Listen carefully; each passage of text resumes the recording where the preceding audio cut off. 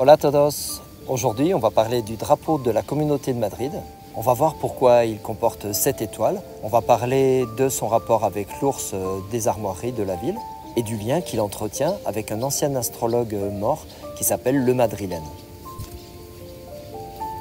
Le drapeau de la communauté de Madrid est assez récent. On doit sa forme actuelle à l'artiste José María Cruz Novillo. 7 étoiles à 5 branches sur un fond rouge carmin. Alors les étoiles, c'est pas ce qui manque sur les drapeaux, et le nombre 7 est fortement symbolique. On le retrouve de tout temps et dans de nombreuses cultures. Mais pour ce drapeau particulier, Novillo s'est inspiré de 2 images. La première est certainement celle d'un tableau de Vicente Carducho, un contemporain de Velázquez, dont le tableau qui s'appelle La Vision de Saint-Hugues, évêque de Grenoble, nous montre 7 étoiles disposées un peu différemment que celles du drapeau madrilène, mais dont la similitude est quand même frappante.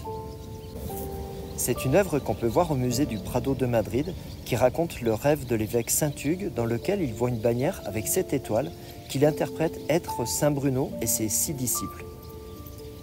Et c'est ensemble qu'ils vont fonder l'ordre monastique des Chartreux, mais c'est une autre histoire. La deuxième source, c'est une image très ancienne, celle d'un ours qui porte 7 étoiles sur son corps.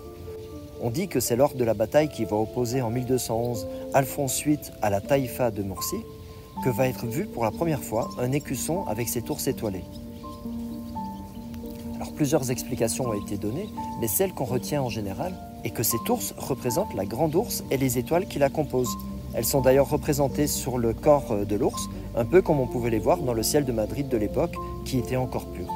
Mais c'est aussi à Madrid qu'est né un des premiers personnages célèbres de l'époque, un astronome qui était aussi un astrologue, qui s'appelle Aboul Qasim Maslama ibn Ahmad al-Majriti, le Madrilène, parce que Majrit, c'est le nom d'origine de la ville duquel j'avais parlé dans cette vidéo.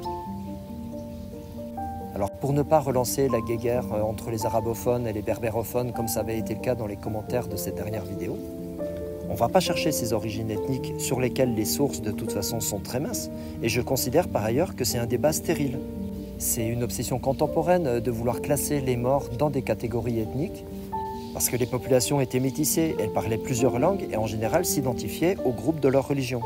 C'est d'ailleurs pour ça qu'on parle de la civilisation islamique et pas de la civilisation arabe, même si bien évidemment l'arabe était la langue de communication et la langue de la culture. Donc on considère que Maslama el-Majriti, il est madrilène par sa ville de naissance, il est andalou par son pays de naissance, et que par sa religion musulmane, il est un mort, donc un moro.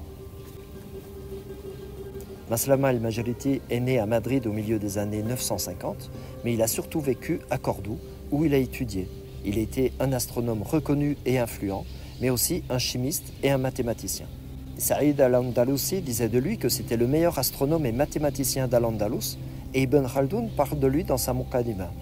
Il lui attribue faussement la paternité d'un traité de magie qui a été connu en Occident sous le nom de Picatrix.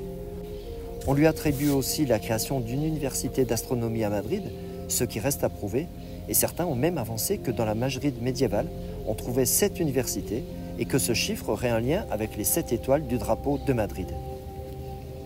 Mais cette université, c'est à peu près impossible pour cette petite ville médiévale, cette petite ville qui était la Madrid de l'époque, qui ne devait pas compter plus de 2000 personnes.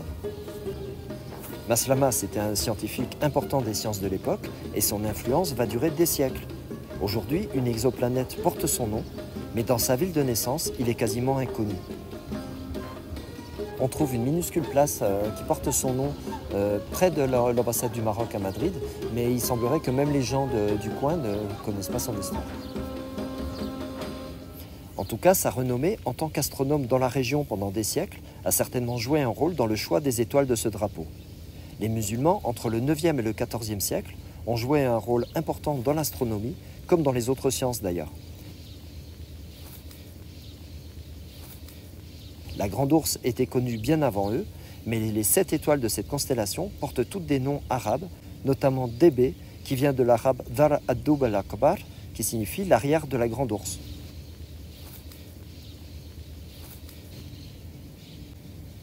Je reviendrai un jour sur cet ours qui a un symbole madrilène et l'arbre qui l'accompagne. Certains ont reproché à la bannière de la communauté de Madrid la couleur rouge carmin de son fond, qu'ils auraient préféré voir bleue. Ils contestent cette couleur rouge, peut-être parce que Novillo est aussi le créateur du logo du Parti socialiste espagnol.